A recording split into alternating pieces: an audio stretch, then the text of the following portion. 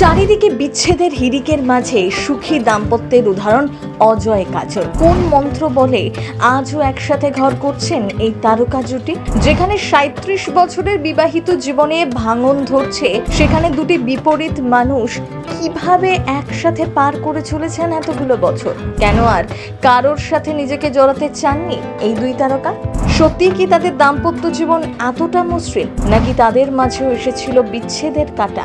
নিজেদের সম্পর্কে সেই গোপন টোটকা জানালেন অজয় পত্নী। ঠিক কি বললেন কাজল? চারদিকে যখন বিচ্ছেদে হিড়িকে মেতে উঠেছে, তখন একে অপরের হাত ধরে ২৬ বছরের বিবাহিত জীবন চুটিয়ে উপভোগ করছেন অজয় দেবগন ও কাজল। স্ক্রিনেও যেমন বলিউডের অন্যতম হিট জুটি তারা, বাস্তবেও তেমন আইকনিক দম্পতি।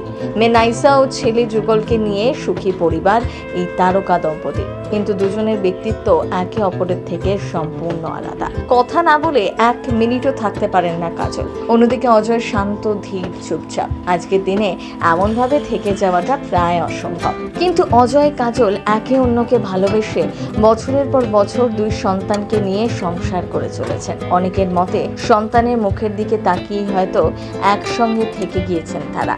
কিন্তু সত্যি কি তাই? সম্প্রতি একটি সাক্ষাৎকারে নিজেদের এই দীর্ঘ বৈবাহিক সম্পর্ক নিয়ে মুখ খুললেন কাজল। জানালেন স্বামী হিসেবে অজয় ঠিক কি রকম। কাজল বলেছেন, অজয় স্বামী হিসেবে একেবারে 50-এ 50। তার মধ্যে দু ধরনের সত্তাই রয়েছে। অজয়ের সাথে সহ অভিনেতা হিসেবে কাজ করা কঠিন হলেও পরিচালক হিসেবে নাকি অনেক সহজে কাজ করা যায় তার সাথে। অভিনেত্রী আরো বলেছেন, আমাদের দুজনেরই মাথা গরম হয়ে যায় খুব তাড়াতাড়ি।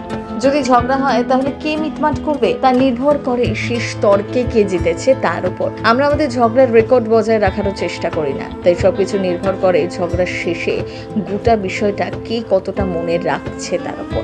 ১৯৯৯ সালের ফেব্রুয়ারি মাসের ২৪ তারিখ অজয়ের সাথে বিয়ে হয় কাজলের। অভিনেত্রী তখন সাফল্যের মধ্য কখনে, কিন্তু হঠাৎই বিয়ের সিদ্ধান্ত নেন। এর জন্য বাবা সোমু মুখোপাধ্যায় প্রায় ৪ দিন কথা বলেননি মেয়ের সাথে।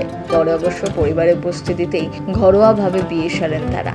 না, গদগদ প্রেমের প্রকাশ করতে কখনোই দেখা যায়নি অজয় কাজলকে। তবে অভিনেতা বিভিন্ন সাক্ষাৎকারে জানিয়েছেন, কাজল বৌমা হিসেবে খুব ভালো, তবে দাম্পত্য হোক বা প্রেমের সম্পর্ক, সকলকেই কাজল উপদেশ দেন নিজের বিবাহিত জীবন দিয়ে। তার কথায়, আমরা একে অপরের থেকে অনেকটা আলাদা। সে অর্থে দেখতে গেলে আমাদের অনেক আগেই বিচ্ছেদ হয়ে যাওয়ার কথা ছিল, কিন্তু দাম্পত্য সুখ চাইলে আমাদের স্মৃতিশক্তি দুর্বল হতে হবে, ভুলে যাওয়ার রোগ থাকতে হবে, আর কখনো কখনো কানেও কম শুনতে হবে না।